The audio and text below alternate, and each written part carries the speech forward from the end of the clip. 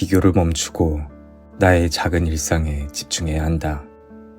이 풍진 세상에서 별일 없이 하루를 보냈다면 그것만으로도 우리는 잘하고 있는 것이다. 작은 일상은 소중할 뿐더러 힘도 세다. 진정한 고귀함은 남보다 잘하는 것이 아니라 과거보다 나아지는 것이라고 했다. 거창할 필요 없다. 오늘 하루 어제보다 조금 괜찮았던 작은 원포인트가 있었다면 그걸로 의미 있다. 늦지 않았다. 뒤처지지도 않았다. 산을 옮기고 싶거든 코미지를 시작하라. 바야흐로 개인이 운영하는 소셜미디어가 호령하는 세상에 도래했다.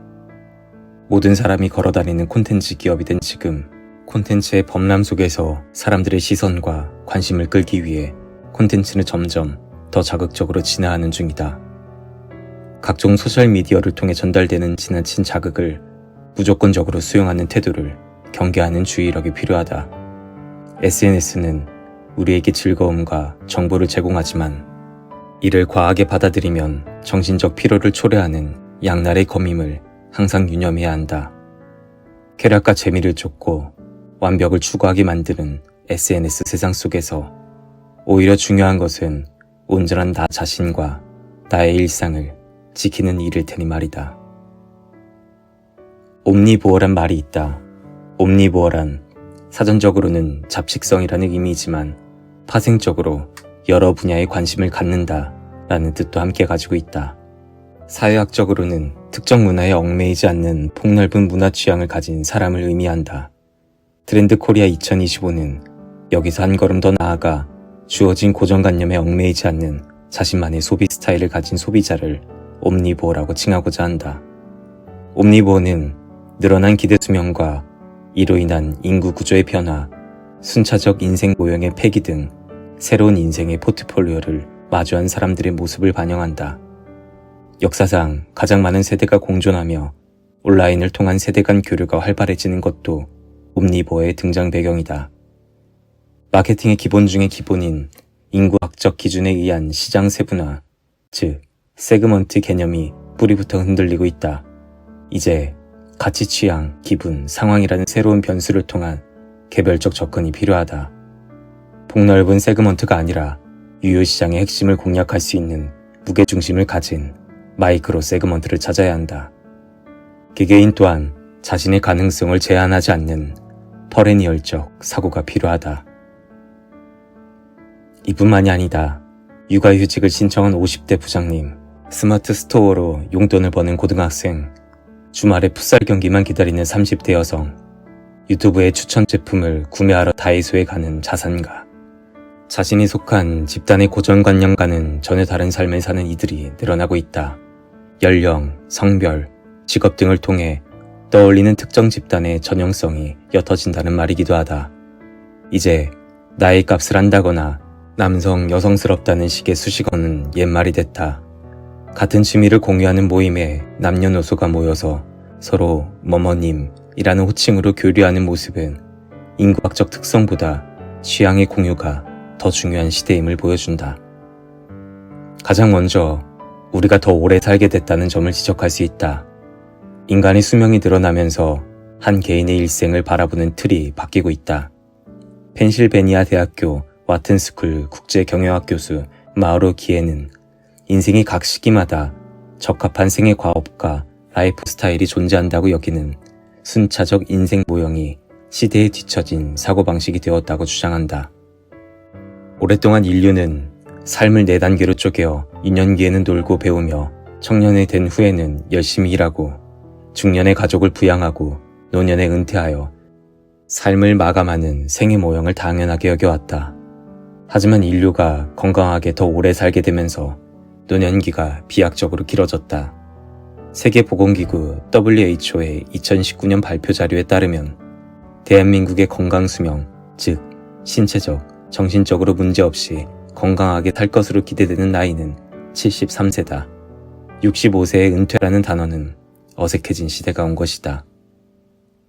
옴니보어 시대의 잠재 고객은 인구학적 세그먼트로 쉽게 정의되지 않으며 특정 채널로 한정하기도 어렵다.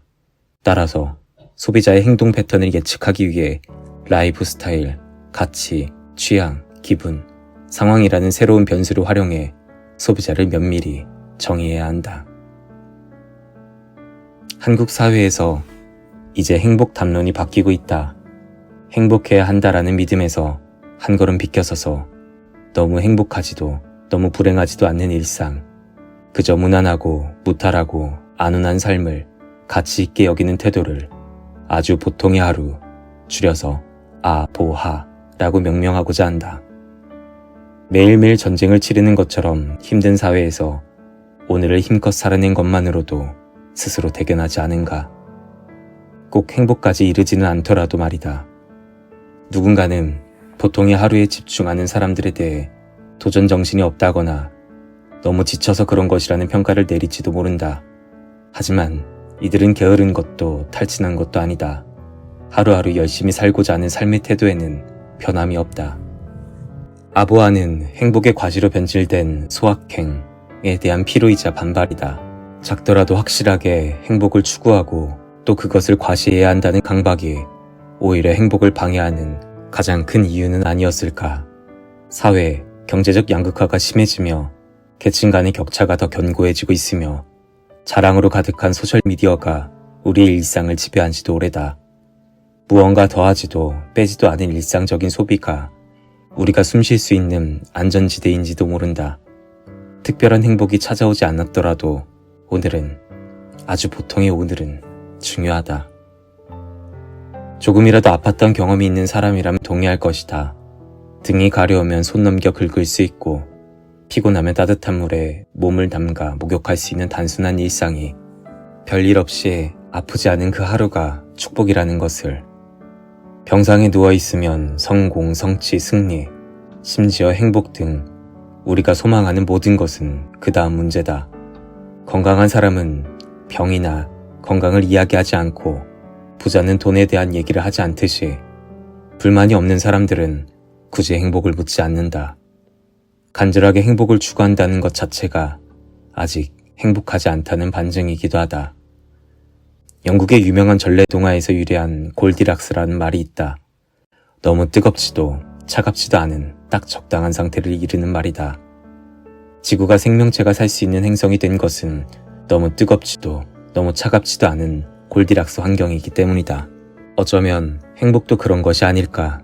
너무 불행한 것도 너무 행복한 것도 바라지 않는 중용의 절제를 아는 삶의 태도 말이다.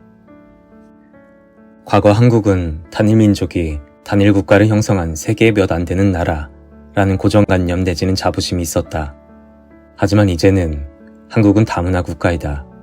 OECD는 외국인 비중이 총 인구의 5%를 넘는 국가를 다문화 국가로 분류하는데 한국의 국내 합법 체류 외국인은 어느새 250만 명을 돌파해 전체 인구의 5%에 이른다.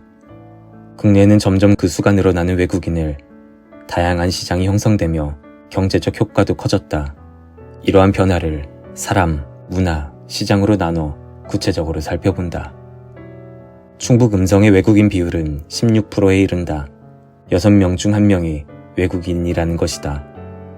이제는 외국인이 없다면 고령화 문제가 심각한 음성군의 경제가 돌아가지 않을 정도라고 한다. 음성에서는 식당 문을 열고 들어가면서 네팔식으로 나마스테라고 인사하면 역시 나마스테로 답하는 식당이 많다. 이러한 현상이 음성만의 일은 아닐 것이다. 급격한 저출산, 고령화, 인구 감소를 겪고 있는 한국 사회가 조만간 겪게 될 사회 변화다. 물성 매력에 대해 말해보려고 한다.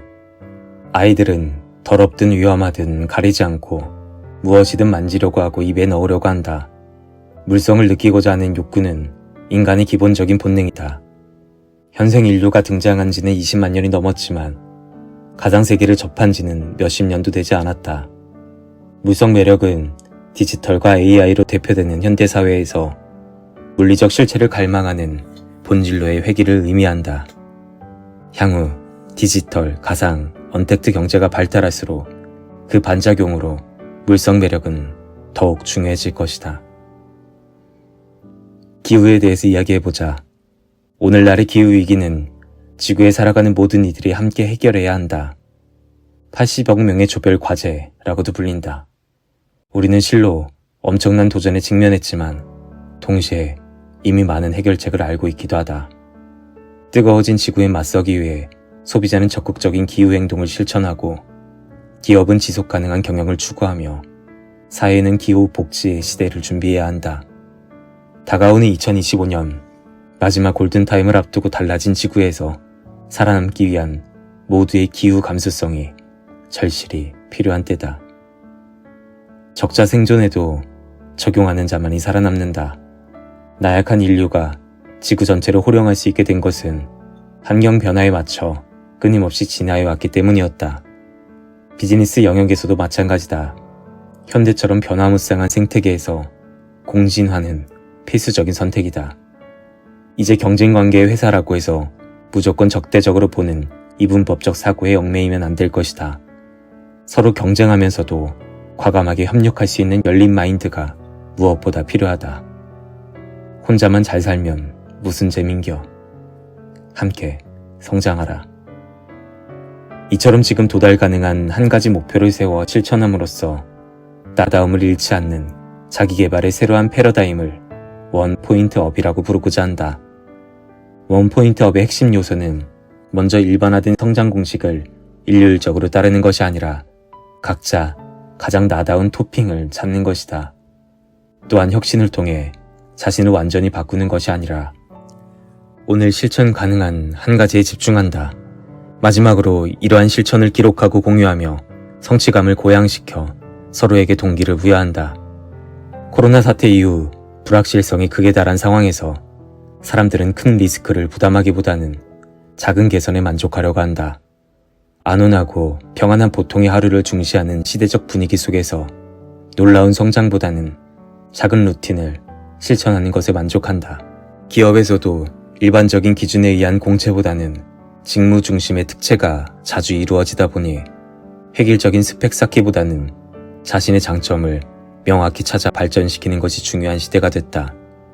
작은 노력이라도 꾸준히 계속하면서 실천 가능한 자신만의 밸류업을 시작하자.